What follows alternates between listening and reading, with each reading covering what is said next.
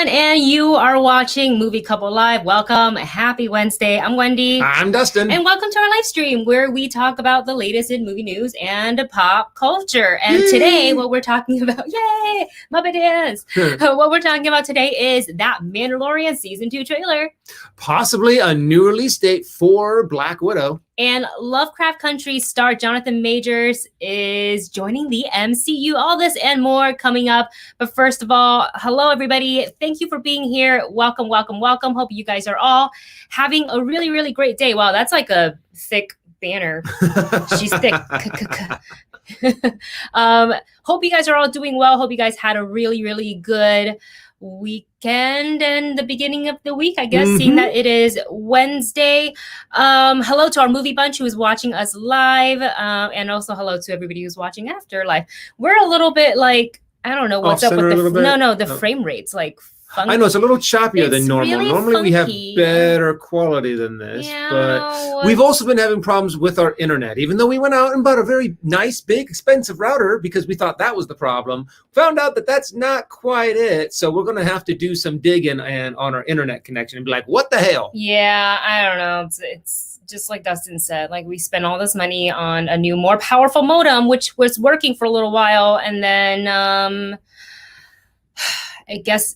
Oh, I said modem, router. Router, yeah. So now it looks like we have to check up on our But we'll figure it out, and then we'll be back to good old quality on our next live stream. Yes. Hopefully. Yes. So just some quick fingers crossed. I thought you were flipping them off. I was like, what are you doing? No. It's supposed to be fingers crossed or something like that. So there we go. It's which one goes over which finger? It doesn't matter. Does it? I just can't you do can't it by myself. I can't do it by myself. I have to kind of do like that. So anyways. Coming up on Movie Couple Live, how to properly cross your fingers and not look like you're flipping off the audience.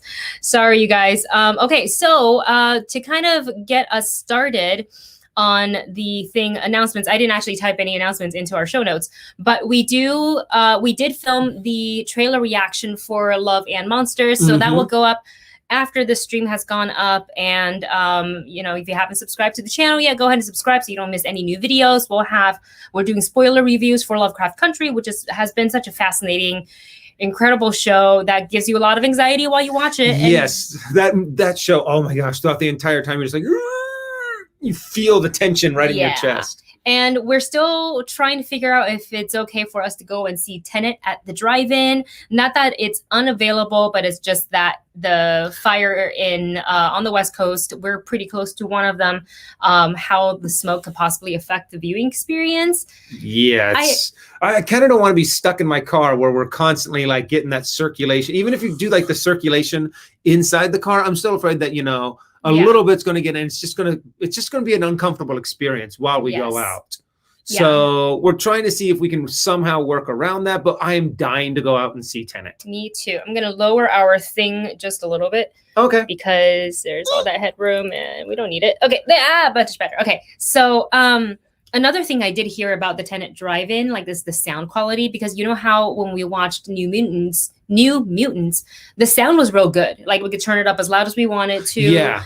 Whatever. You can also have, because it was at the Rose Bowl, you also have the option of like tuning in via your phone and like listen in your own individual earbuds, which is like, so if you really want that, like if you have some Bose noise canceling headphones, like go ahead and put that on. You're like, yeah. That would be awesome. Right? The only thing is that you still don't get like the rumble. You don't get like your car shaking a I think that'd be funny. You just pay someone who knows the cues and starts just like shaking around.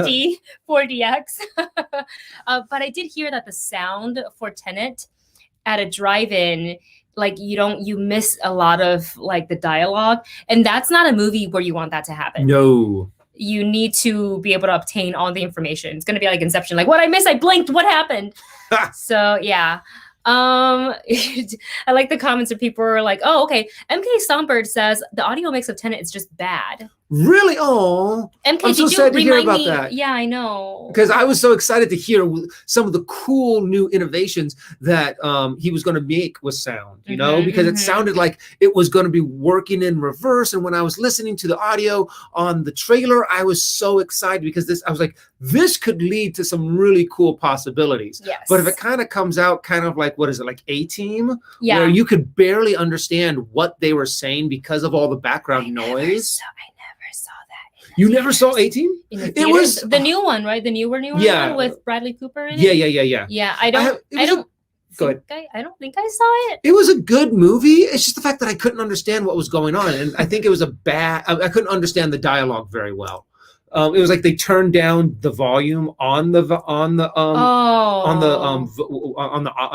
what they were saying, but everything else on the dialogue, and everything else was really loud. And that sucks. I'm a little disappointed if that's the case with Tenet kind of thing, because the only way to find out for sure is to watch it ourselves. Is to watch it, yes. So for Newsflash, we were going to dive into a couple of topics, but a bunch of you guys, our movie bunch, is in the chat talking about the PlayStation showcase, which I believe just ended. And I'm going to put up Adam's quote here. Okay. Adam says, "Hey guys, just got back from the PlayStation 5 showcase. So many amazing games. $4.99 for the standard and $3.99 for the digital," which is kind of what a lot of people were speculating. Yeah. I was hoping that they would match the Xboxes $3.99 and $2.99 respectively. Me too. Because even though the digital version is great for, like condensing your physical media space, we are kind of old and set in the ways of obtaining physical media. Yeah, I mean, if I'm paying this amount of money, I want a physical copy to go with it later. So if later on down the line, I want to turn around and sell it, then I can make, even if it's like a minuscule amount of money, I can still kind of make that money back. Or if I want to go back, later and play some of these games, I can without having to be like, oh, I have to delete some space on my digital storage, kind of a thing. And I'm kind of bummed. Yeah, $500. That means we're not going to get one for a while. We're going to have to start saving up. Yep. That sucks. I was really hoping for that $3.99 price tag. I was really hoping for it, but and plus also then you can't, if you don't have the standard version, then you can't. I mean, I know it's backwards compatible because that was something that they did talk about, and I'm a little upset that because if you have that, if you have just the digital version, then it's not backwards compatible anymore. Yeah, you can't play some of the old games that you loved to play before. Yeah, and that's something that I really think is very important for a gaming system to be able to do, because you have this huge inventory of games that you've already spent a lot of money on that you'd probably like to go back every now and again and play. Yeah, for us, the decision is easy to pick between the digital and the physical. We're going to get the physical version. We also still use, I don't know how many people do it, or how many people still have like a separate device that plays their Blu-rays, but we use the PlayStation to play our Blu-rays, as well as I guess the Xbox as well, but we mostly use the PlayStation. So we will see. And hellos to Star Drew, who's watching us from Twitch today. Hello. Yes, we stream via, if you're curious, YouTube, which is where most people are watching from, on Twitch as well as on Live It. So hello to everybody on Live It as well, watching and kind of hanging out with us as we talk. So thank you, Adam, for that quick update. We will take a look at the showcase afterwards. But I remember when they did like that preview a while ago for the PlayStation 5, and we woke up and we were watching all the stuff. There was a lot of really good games. I still have them scribbled down somewhere. A lot of really cool stuff in my notes. But also something that Adam could probably help us out on is one of our news flashes that we were going to be talking about today. Yes. And that is the closure of the art gallery down on downtown Disney. Well, I guess we can use that word closure lightly because it has been confirmed that it is just a temporary.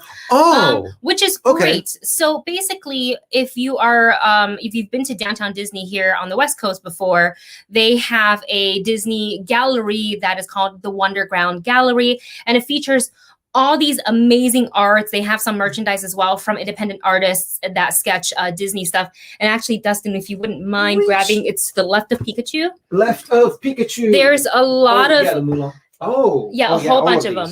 So Dustin and I, without fail, every single time that we have gone to downtown Disney, you're gonna have to tilt down. There you go. So there we go. Every time we have gone to downtown Disney, we always, without fail, stop at the Disney Wonderground. I do have an artist friend who features a lot of her art down there. Ironically, her art is not featured in one of these because I have her art on like shirts and stuff. I like to wear her art. So, but I usually go and I will purchase these cute little postcards. I've gone to a number of artists signing. Ashley Eckstein and Ashley Taylor both have signed there, and I usually will go and see Ashley there and just kind of like catch up and things like that with her. Were those from the No, those are from an independent artist, but that one of Mulan cutting her hair is I'll get that one is too. from Wonderground as well. So what I thought of the news when I heard it right away. A lot of cool, they have just so much art there that is so cool.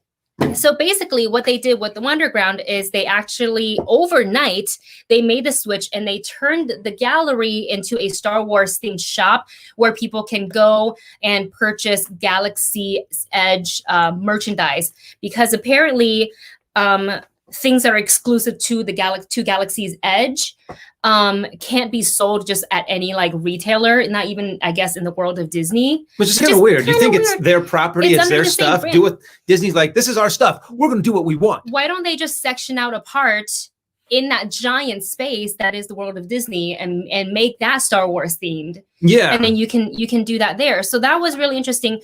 And it's good to know that the change is temporary. Yeah.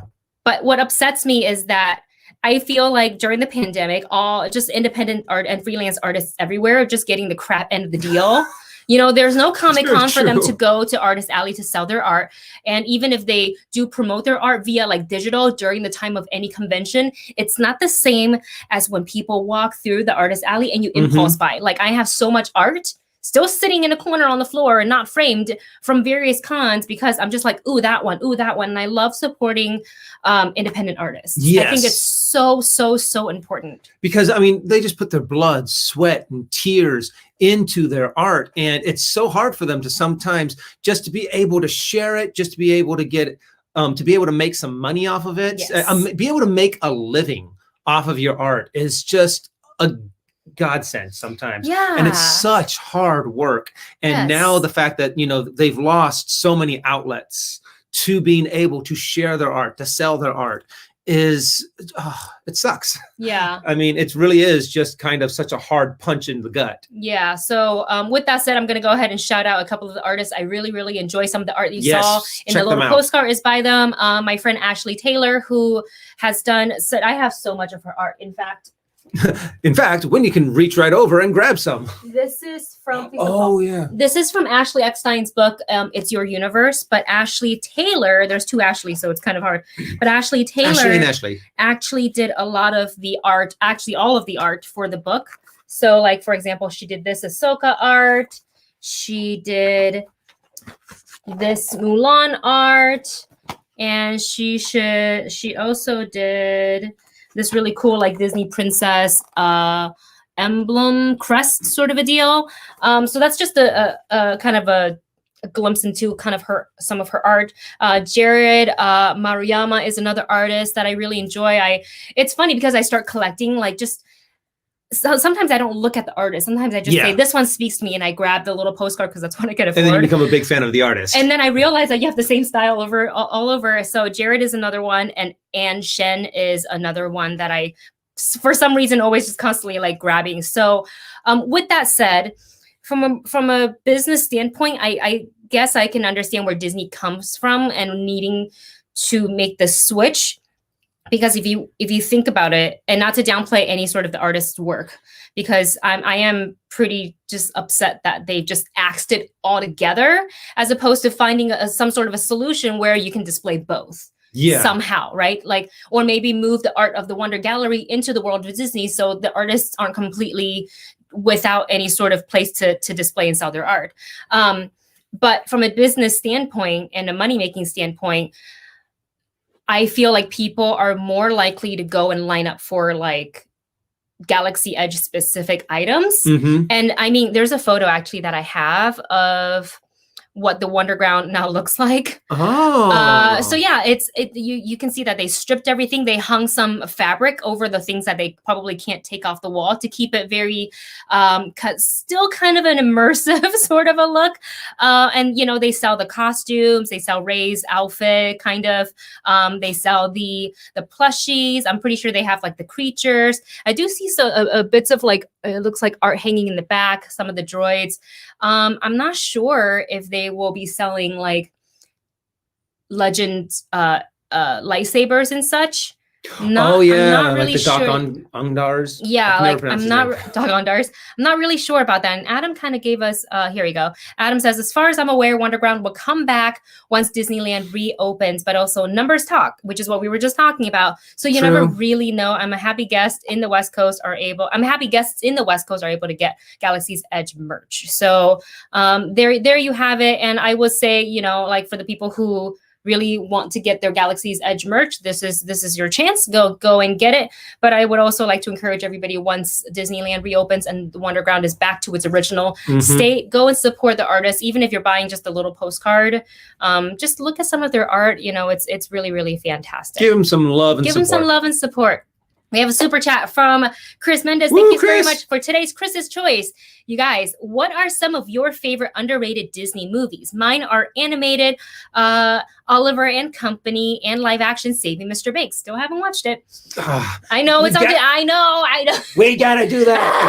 I keep on. I'm like, it's one of those things. Since I saw it without her, we'll watch it. It's been kind of like, It's literally on Disney Plus. I could have watched it whenever I wanted. Still haven't. Saving Mr. Banks has performances that should have been nominated. It's Tom Hanks, right? Yep. Yeah.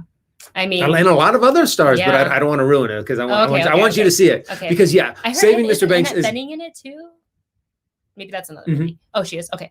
Well, who knows? Anyways, okay. What are you guys' favorite underrated Disney movies? I do definitely have to agree with Chris. Oliver and Company. That's a good one. I remember seeing that and just loving underrated. it. I gotta Google. Definitely underrated. I also really like The Great Mouse Detective. Oh yeah. You know what? Rescuers Down Under. Is that one? Disney? The Rescuer Down Under? The one with the eagle. Yeah, that's technically Disney. That's when they first started to do some of their 3D animation. I like that one. It was pretty much a, what is that called? Them doing, just them like, we have this new technology, play with it kind of a thing. But yeah, Oliver and Company's amazing. That's a good one. Treasure Island, Treasure Planet is definitely a really good one that really did not get enough love. But oh my gosh, probably my favorite, I'd have to say, is The Emperor's New Groove. Oh, Cusco! I mean, I loved that movie. I mean, we also have a little bit in my family, a little bit of a love. I mean, a super connection to that movie, because when that movie came out, my younger brother was going through a really hard time in high school, and he was just, he just had a terrible time, always kind of depressed, kind of a thing. And we went to see this movie, and he just yucked it up. He was laughing. He came out in a good mood. Oh, good. So that movie, not only did we love it, but the fact that it raised the spirits of my younger brother so much, it really endeared that movie to our entire family. So we love that movie. So yeah, definitely those that I listed: Oliver and Company, Great Mouse Detective, and The Emperor's New Groove. All of those. Wrong lever. Wrong lever. Why do we even have that lever? I love all the TikTok recreations of them. They're oh my god, down to like getting themselves like wet with water and like the messed up eyelashes that Ethan has. And then they even have like that effect that makes it look like they're falling. Yeah, I don't know how they do it. It looks really cool. A couple of you guys are chiming in the chat about your favorite underrated movies. So thank you so much, Chris, for another great Chris's Choice. Let's see. And it's always fun to bring those underrated movies back to life. Yes. And then you also start hearing other people going, oh yeah, that's wonderful. Oh, who mentioned Shipwreck? Stardew on Twitch. Oh yeah, I remember that came out a long time ago. I don't even think I know about it. Yeah, I haven't watched it in years. And it might also be one of those movies that if I go back and watch, I might not like as much because I've grown out of it. Mhm. But I remember when I watched that movie for the first time in the theaters, I loved it. I was like, this is an awesome movie. Yeah. So now that you mention it, it's one of those things that you're like, I got to go back and check that out. Yeah, for sure. Let's see. Adam has a bunch of choices. Fun and fancy free, Rescuers Down Under, The Flight of the Navigator, and Who Framed Flight of the Roger Navigator. I don't know. Oh my that one God, either. I grew up on that. I saw really? that movie hundreds of times. Yeah, and they had I think it was Pee Wee Herman. It was the voice. The guy who plays Pee Wee Herman was the voice of the alien technology of the ship. Interesting. Once he kind of downloaded human culture, kind of a thing. Okay. And he became that was a fun movie. Yeah. I have to admit. That sounds like fun. And Debbie writes Robin Hood. Turzan here writes The Sword and the Stone. We have votes for Pete's Dragon 2016. Haven't seen that one. That's live action. Right? Yeah, that's the one where Pete looks a little bit dog/dinosaur/ furry dinosaur dragon kind of thing. That's right. But I haven't seen it yet. So Dinosaur's another one. I haven't seen it either. The Rocketeer, The Three Mouseketeers. Let's see what else. Is that it? Yeah. There's a Robin lot. Hood. I mean, there really are a lot of movies out there that just have not gotten the love. Either they came out at an interesting time.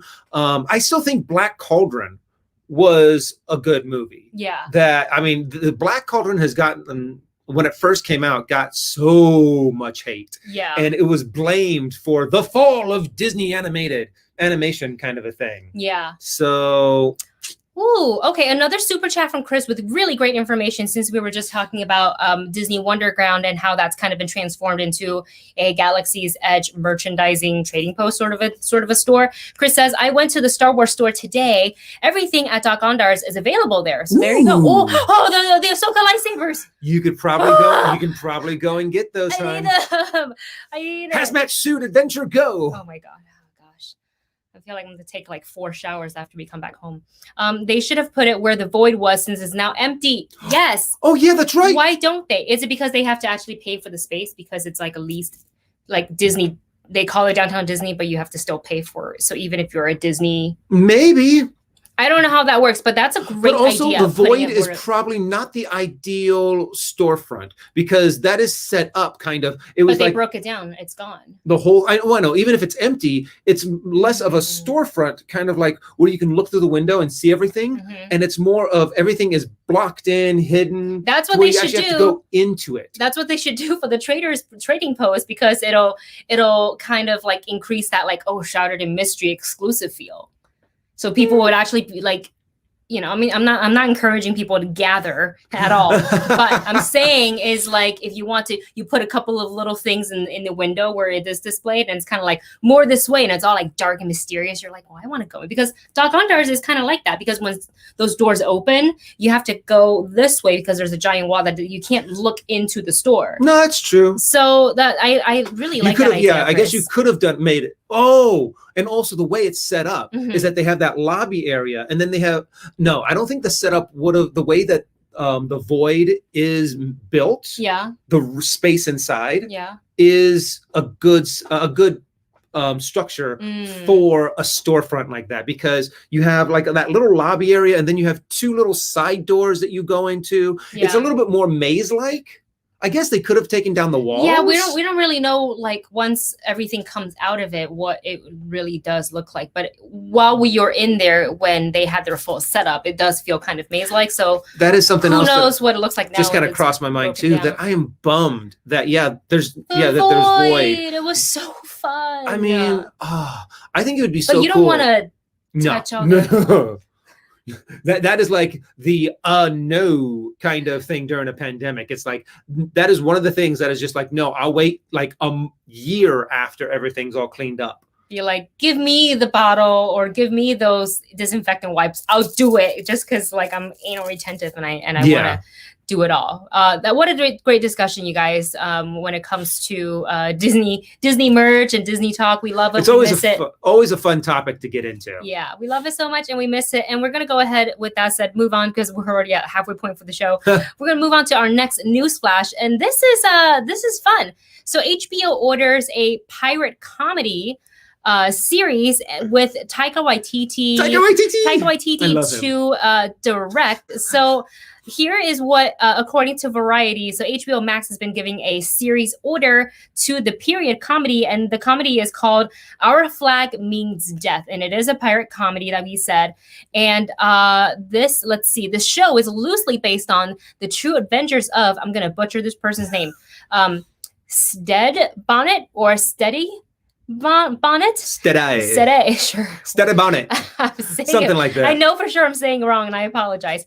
Basically, a pampered aristocrat who abandons his life of privilege to become a pirate in the early 18th century. And then this is a little quote from Sarah Aubrey, who is the head of original content for HBO Max.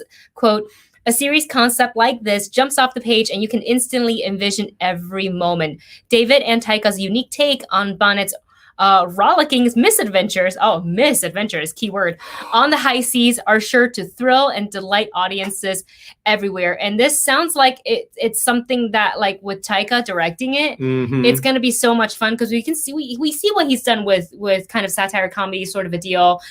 He's a natural at it when it comes to things like What We Do in the Shadows, to Thor, he has a really good sense of comedy. Yes. I have a little bit of a feeling. I'm wondering if they're going to have it like this, be a little bit to where he's like this pampered, privileged kind of guy that's a person that's like, oh, look at the adventures in this book. I want to be a pirate. I'm going to go off on the 7 seas and have adventures and be a swashbuckling pirate. And then he gets on a ship and they throw like a mop at him, like, swap the poop deck. Ah. And it's going to be kind of like, what is that in Book of Mormon? When he goes, Uganda, where's that? Africa. This is nothing like Pirates of the Caribbean. Like Lion King. Yeah. And then he gets there. It's not like Lion King. It's not like that at all. I'm really excited. It's not like Treasure Island. Yeah, we love, as you guys know, we love What We Do in the Shadows, the TV show. We thought that it translated really well from the movie to series, kind of keeping that original flavor, that original fun comedy, sort of breaking the fourth wall deal. And something like this with Taika attached, it just makes me really happy. And I feel like Pirates themed things should also get more airtime. I think it would be hilarious if they kind of did it like a mockumentary, a little bit kind of like how What We Do in the Shadows. But instead of like a video crew, they kind of have someone there with a book writing down all of his adventures. You're thinking about what's his face from Critical Role. Taryon Darrington. The daring trials and tribulations of Taryon Darrington. Oh my God! To where it's like something bad's gonna happen, and like he's gonna end up like trying to do this adventurous thing. He succeeds, but he ends up like throwing up over the side or getting stabbed, and he kind of gets up and just looks over and goes, "Cut that part. Just take that part out of the book." I think that would be hilarious. That would be pretty funny. It depends on how we go, but that sounds absolutely hilarious. And before we move on to the main topics, I saw this bit from Noah. Oh no, I lost it. It was about the Animaniacs. Here we go. Noah writes, Animaniacs is coming back to the world on November 20th, 2020, as they release a sneak peek of the reboot series. I just hope it'll do better than any of the other reboots, like Powerpuff Girls. Can you watch it? We will go ahead and take a look. I think I love that video like saved, bookmarked, but I haven't watched it yet. So thank you so much, Noah, for your input. We will definitely go ahead and take a look. All right, guys, let's go ahead and move on to our main topics. And for the first one, we are talking about Black Widow. Oh, that's a blurry photo. I don't know what happened. It didn't look blurry when I first tried it. But anyways, look, it should be no surprise to anyone these days to hear about another movie being delayed. Wonder Woman 1984 recently announced that their movie is being now pushed back to December 2020. And now, according to a Variety, Disney is eyeing a new release date for Black Widow, and the movie was slated to hit theaters this November 6th to be specific. And, so it's facing possible delay. And while we're on the topic of movie delays, Pixar's Soul, which is also slated to release in November 20th, could also be delayed and maybe even released on Disney Plus. Now, Disney has not made any confirmation announcements regarding any of these possible delays, so we will have to wait and see. But there are some good news, though. The good news is that earlier today, there was a coming to Disney Plus like promo spot, and WandaVision was actually included in that, which means yes, for the rest of 2020, that's one thing that we're still going to get that was announced like last year at Comic-Con, is that we're going to get to I was a little afraid, that was going to get pushed back. We weren't going to be able to see it. But fortunately, WandaVision is one of those happy stories of them not losing their original release date. Yeah, I'm really, really excited because I'm excited for all the Marvel shows that are coming. And we know that Falcon and Winter Soldier has been pushed back. And Loki, I don't even know. Well, Loki was supposed to be the last of the three that I think came out. So they're probably definitely going to get pushed back because they probably weren't done filming, and they probably still have to do a lot more post. So do a lot more post production on it. So that one's probably going to get delayed a little bit. But I'm just happy that WandaVision, at least one of them did not get pushed back. At least we'll get one of them, yeah. And I guess it's kind of like wait and see what happens as far as Black Widow goes. I feel like maybe they just ought to push it back to next year and kind of see where we are with the status of movie theaters and safety precautions. So I was also hoping it would get a theatrical release because I love Pixar so much and I feel like those movies deserve to be on the big screen. But I would not be mad at all if it came on to VOD for Disney Plus, because I would definitely watch it. It just, the concept seems cool. I feel like Soul, because it's really inspired and focused around music. Yeah, that's something you can have on the background and just listen to the soundtrack over and over and over while you're doing I'm excited to see what the soundtrack of Soul is going to be like. Jazzy goodness. That's what it's going to be. Even Adam said, I will pay $1 million to see Soul. I will legitimately venture to see Soul in a drive-in. Yes, we would do that too. I am not breaking my unbroken record of seeing every Pixar film in theater since Toy Story 1. Wow. That's an impressive record, dude. Wow. That's impressive. Definitely don't feel like I've seen every Pixar film. Because wasn't Dinosaur Pixar? Yeah. Yeah, I didn't see that. Oh, no, not Dinosaur. Not the Dinosaur. It was like the last, shoot. No, the one where, the meteor did not hit the planet. Good Dinosaur. That's what it is. That's it. I was like, I know dinosaurs in the title. Sorry, yes. Is that Pixar though, or is that Disney?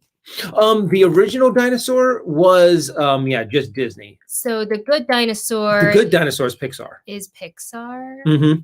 Okay. That I did not see. Yeah, that was one that I did not see in theaters. Didn't get to see it in theater. Hey, we have a super chat from Amr. Amr Nail, thank you so much. Hey, just watched Mulan. Couldn't wait till December. Oh, I know you said you wanted to see it. I gotta say, it was pretty underwhelming. On the bright side, I got months of access to Disney Plus. Yay! Which means, hey, silver lining, now when The Mandalorian comes out at the end of October, you can see, and there's so many good stuff that are coming out. Like if you saw that Disney Plus like coming soon spot, I was just like, ooh, they have Beckham on there. Oh, really? I'm just kind of like, well, I haven't watched that movie in a hot second, but I'll go ahead and rewatch it. I remember that being a really good movie. Yeah, me too. We got a lot of people who aren't normally into soccer. I was never good at soccer. No, me neither. And watching the movie was like, well, soccer is cool. I still can't do it. Nope. Still I do not have that good of foot coordination when it comes to trying to kick the ball and run and move in a certain direction at the same time. No. My part was they bumped the ball with their forehead, or it's a very specific area. I remember middle school. Ow! How did they do that? I thought I was looking all cool, and apparently I looked pretty cool doing it, but afterward I was like, oh, need a helmet to do something like that. I never tried it again. Never wanted to play soccer much afterwards. I was just like, I'll just watch. Can I just watch? Yeah. But Amr, we're glad that you, even if you found it underwhelming, glad you got to see it. And now you have months of Disney Plus. So that's a plus. Yay! Very true. So binge everything. Rewatch the now you can watch Mandalorian Gallery on. Well, he's seen the Mandalorian. Oh, okay. Because he ordered it. That's right. So there you go. That's really, really awesome. Okay. Ooh, moving on to the next topic, since we're talking about Disney Plus. The Mandalorian season 2 trailer has hit the internet.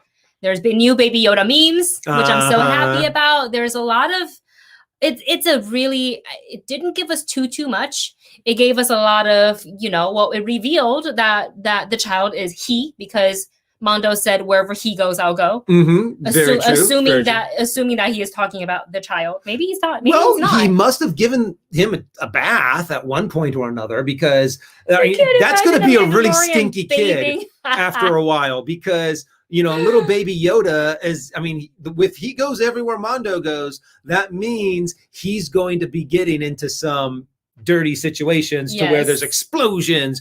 They're running around. So Baby Yoda must have gotten a bath between now and season 1. Yeah. And the trailer just looked really, really fantastic. Our favorite part was as Mondo was activating his whistling birds, Baby Yoda was like, nope, and pressed the little button and went right back into his little little hover dome. What do you want to call that? Yeah, hover dome, I guess. So I think they named it properly in the series. We just don't know the name. We don't remember the name of it. But we like the trailer. We like that they are just traveling everywhere. Like the Razor, first of all, you caught this when we first watched the trailer, was that the back hatch was open and one of the the jets. The jets was like sputtering. It looked like it had been through had gotten the crap beat out of it. Yeah, just coming out of a space fight or something like that. We saw a lot of other aircrafts, including X-Wings, and also some what are the Empire ones? Oh, TIE fighters. Thank you. Oh no, I think we saw some TIE fighters in the trailer. We also saw the hover bikes. Yes. Speeder bikes. With the scouts. Speeder bikes. Yeah. It looks so when they dropped off the cliff like that. That was cool. Yes. I was like, I don't remember them looking that badass. One of the coolest things that we got to see though in the trailer is the hooded figure on the docks. And now everybody, because we weren't aware of the actor who is featured in the spot, and that is Sasha Banks from WWE. And fan theories are she could either be playing Sabine Wren, which would make sense if Sabine was inserted in the story, because Ahsoka would be in the story, and also the Darksaber, and also Mandalorian, and she is a Mandalorian. She is true-blooded Mandalorian. So it would totally make sense. Now we don't get to see much of her. She's in a dark hood. You can't tell if she's wearing any sort of Mandalorian gear. She obviously doesn't have the helmet on. We can't see her hair.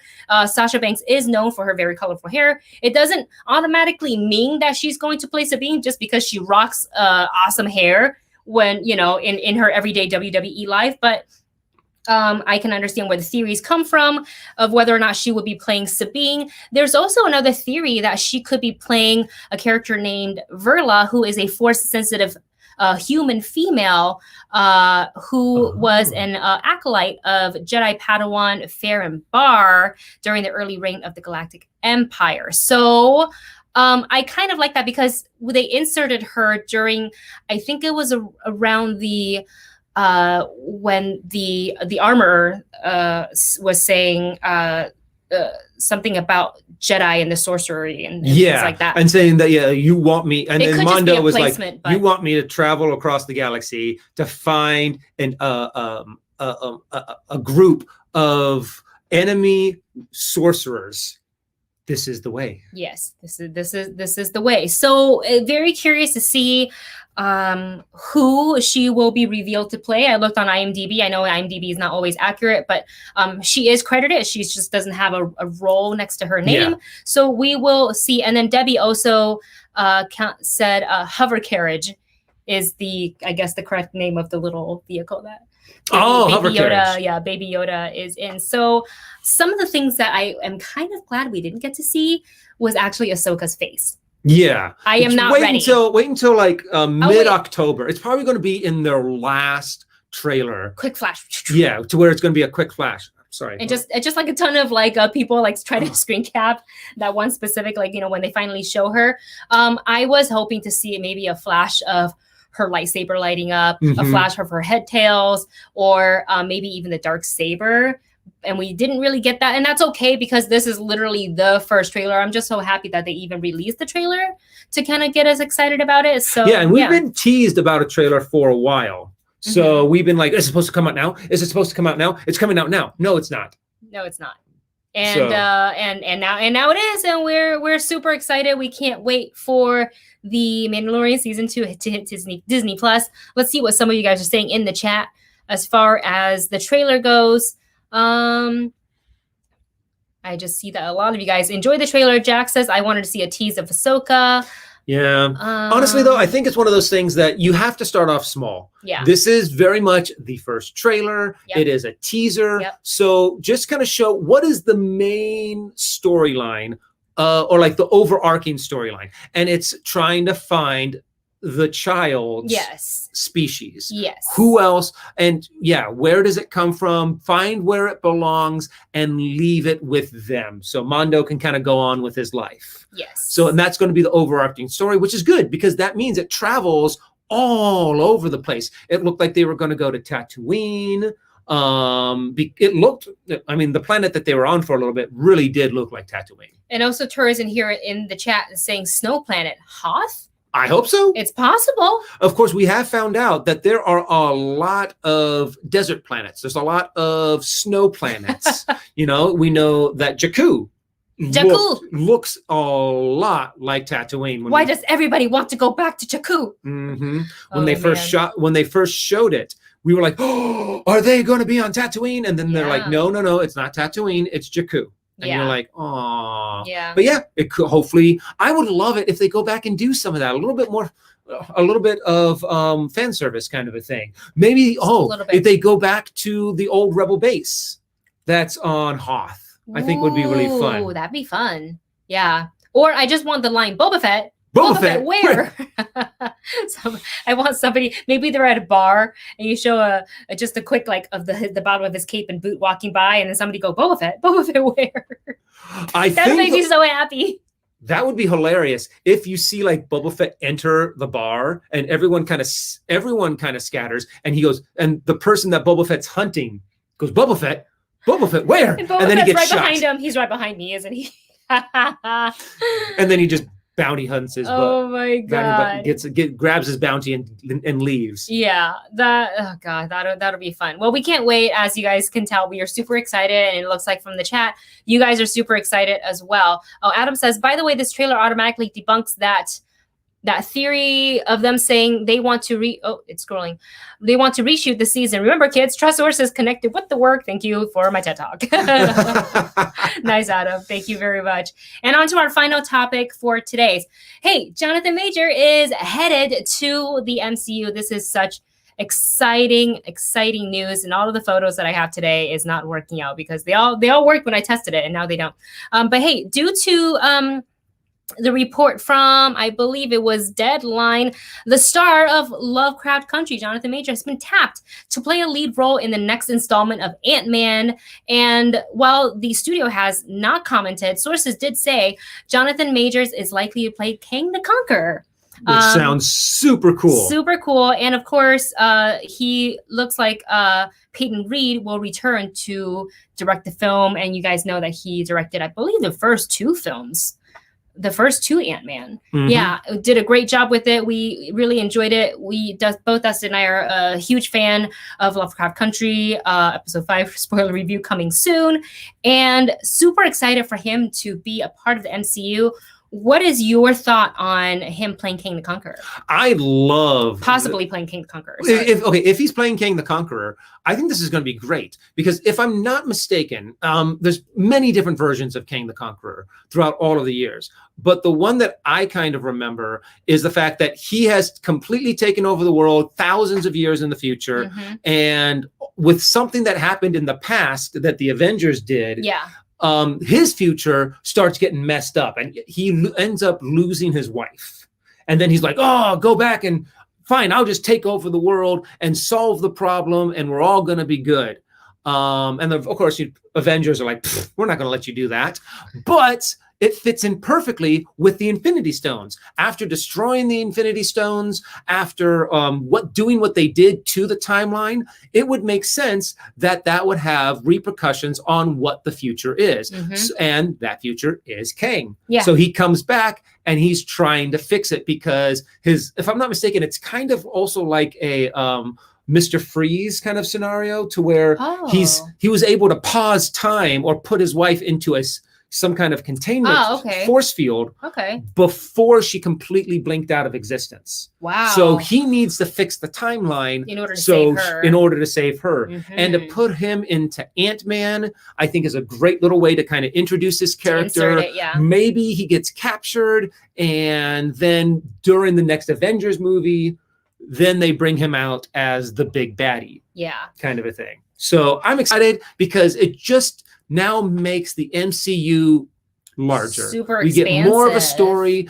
If it is with time travel, we get to see the consequences of doing time travel from a movie to where it's like, they're lazy writing and they just use time travel to fix everything. Well, there's consequences. Yeah, there's consequences. I'm excited about this. I'm excited about them. There's also talks about them bringing in the Fantastic Four, or at least Reed Richards, because Kang does have some connections to Reed Richards and Doctor Doom. So like some bloodline with them.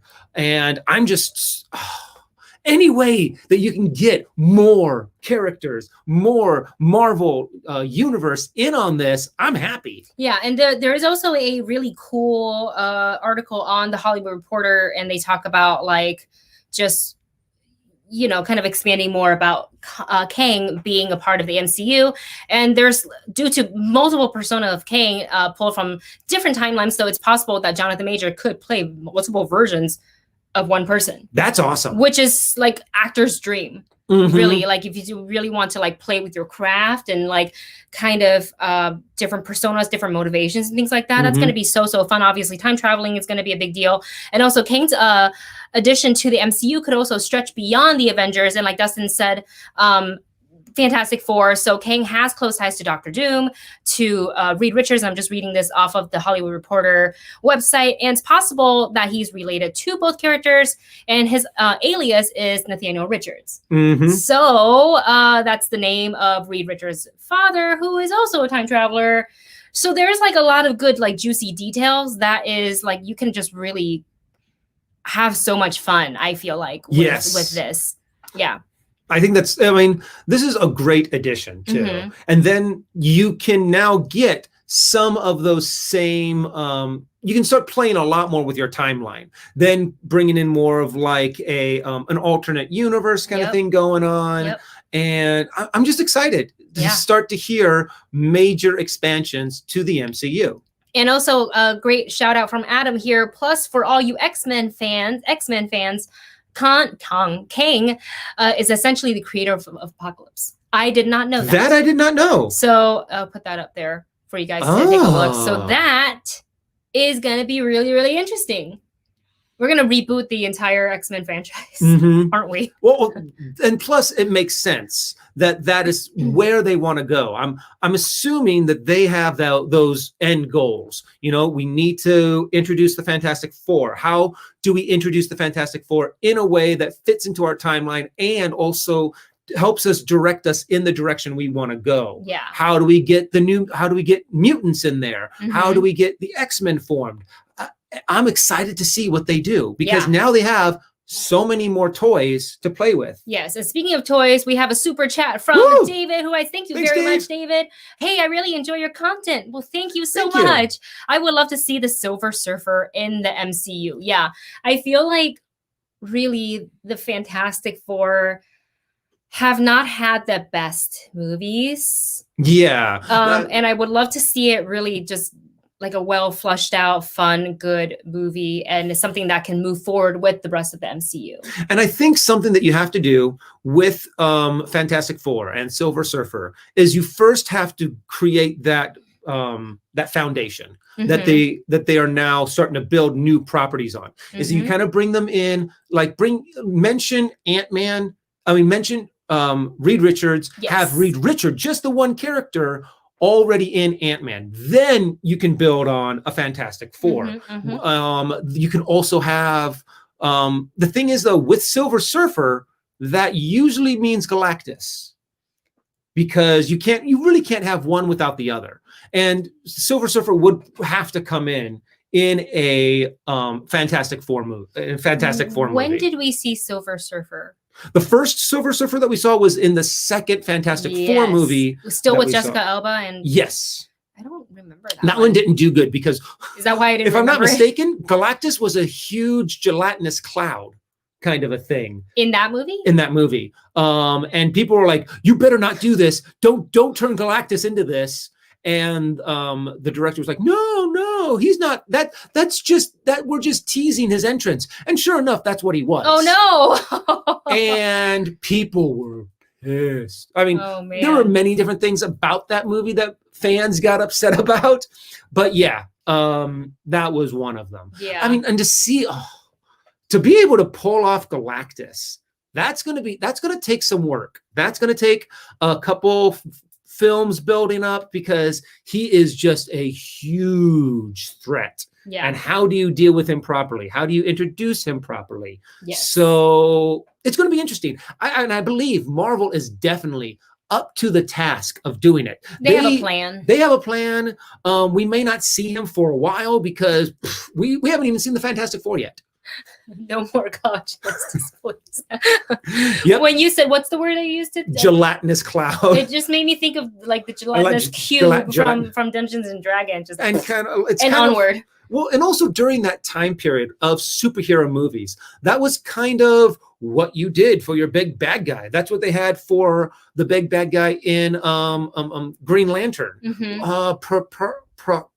You talking about the Ryan Reynolds movie? Yeah, the Ryan Reynolds Green Lantern. He was just a big fart cloud kind of a thing. Yeah. And you're like, what is this?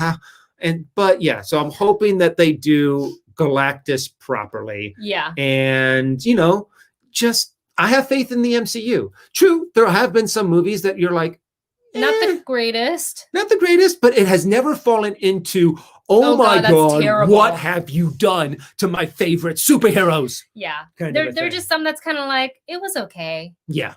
Like, but it wasn't like, I wouldn't call any of them dumpster fire at all. So this is really, really exciting. And if you guys want to know more about Jonathan Majors' work, aside from watching him in Lovecraft Country, he was also in The Last Black Man in San Francisco, which is a really, really, really good movie that came out, I think I want to say like 2 years ago or something like that, but a really great movie. He's great in it. So there you have it. Mm-hmm. So let's see.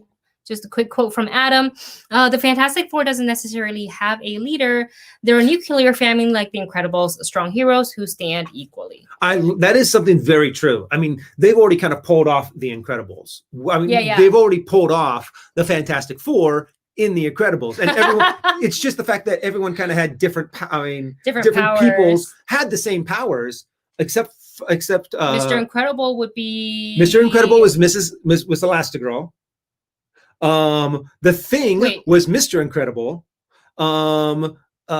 Ivy, Incredible, isn't that from The Incredibles? I'm sorry. No, Mr. Fantastic. Mr. Fantastic. That's it. Oh my God. Yes. Mr. Fantastic is Elastigirl. Is Elastigirl. It's pretty much, they kind of already pulled it off. All they needed was Dash to have fire powers, and that's the Fantastic Four right there. So, I mean, they can definitely pull it off. Jack can fill out the rest of the roles because he's got ultimate power. He has apparently. all the powers. Yeah. Well, you guys, today's discussion was so much fun. Thank you so much for hanging out with us, for watching. Thank you to everybody who contributed via Super Chat. We love you. Thanks for hanging with us every Wednesday and Saturday. If you haven't already, go ahead and hit that thumbs up button because YouTube likes it and it makes us happy too. Yes, it helps us out a lot. Yes. Like, share, and subscribe. And ring and click that notification bell thingy. So you can be notified of any new videos. We will be back on Saturday with... Wait, hold on. Gotta check. Make sure Saturday. Yes, Saturday. Yes. Saturday's good. Okay, this Saturday we will be here. Heads up, Saturday the 26th. We are not likely to do a live stream. Yes, we'll probably see if we can bump it to we'll see if we can bump it to another day. I don't know. But that's a pretty crazy week for us. So Saturday, September 26th, we may not be live streaming, just to give you all a heads up. Yes, but we will see you this Saturday for sure and next Wednesday as well. You guys take care. We will talk to you real soon. And yeah, until next time.